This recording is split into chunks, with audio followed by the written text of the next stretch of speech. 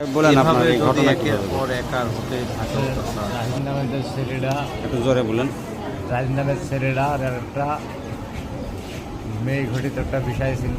এই বিষয়ের জন্যে এই ছেলেটাকে হাসি রামদানি সব দাড়ি বাড়াই দিয়াস ছাগল আমি মরতে ছেলেটাকে আল্লাহর দরগায় থেকে ধ্যান চালাই ওখান থেকে নিয়ে আসি। দেওয়ার পরে আমার বাড়ির সামনে নামে দিই, নামে দেওয়ার পরে মাছ শুরু করে। প্রথমে আমাকে জাব্বার, দিয়াস, সাকুল, সাইদুল, মোহন এরা সব, আর এর সাথে আরও অনেকজন আছে। কিভাবে মারলো আপনাকে? আমাকে মারিছে, মাথাতে মারিছে রামদার কোপ, ডান পাশে মারিছে ডানার পরে রামদার কোপ, বাম পাশে দুইটা কোপ মারিছে রামদার কোপ, মাথার পরে মারিছে একটা রড দিয়ে। হুম।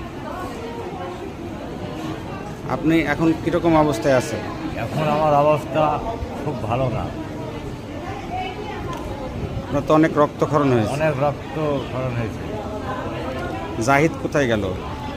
জাহিদ ওই রাতেই ওখান থেকে দৌড় মারি পালিয়ে গেছিল। ওখানে থেকে নেমে তখন আর তাড়া করে। পরে আপনাকে নিয়ে গেল কারা? আমাকে নিয়ে গেল, আমাকে এমন কেউ নিয়ে যায় না। আমি এত মারের পর ওখানে সাইডে মাইটিল ছিল, মাইটিলের পরে ময়দানে ঝাঁপ মারিছি।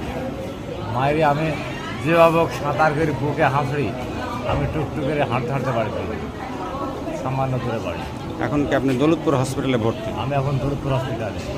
গতকাল কি ভর্তি হয়েছেন? আগামী রাত 11টার সময় ভর্তি এসেছি। গত রাত 11টার সময়। আপনার নাম? আমার নাম কামরুল ইসলাম কামরুল। আপনার আব্বার নাম? আব্বার নাম কালু মণ্ডল। আপনার সাথে কি ওর আগের কোনো শত্রুতা জের আছে? না, ওদের সাথে আমার কোনো শত্রুতার জন্য ওরা আমার আপ্ত লোক হয়। ঠিক আছে।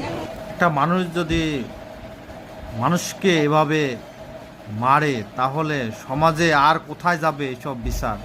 দেশে এগুলো কি হচ্ছে?